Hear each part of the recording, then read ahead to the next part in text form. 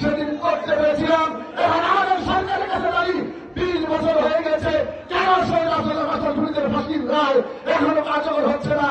আমরা প্রিয় আসলে মাস্টারের একজন কর্মী হয়ে আমরা জোরালো দাবি জানাচ্ছি, অবশ্যই সব আসলে মাস্টারের ফাঁসির রায় সুপ্রিম কোর্ট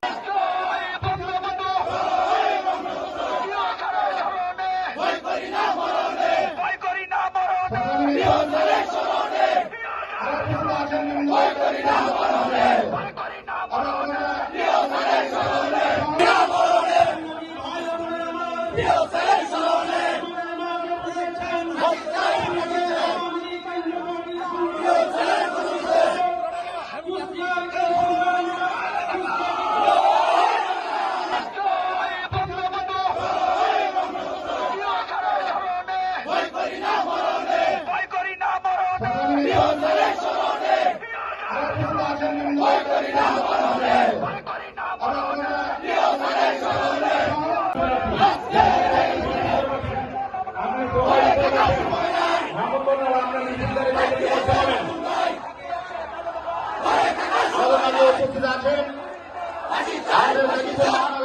সংগ্রামী সাধারণ সম্পাদক এবং সত্ত্বে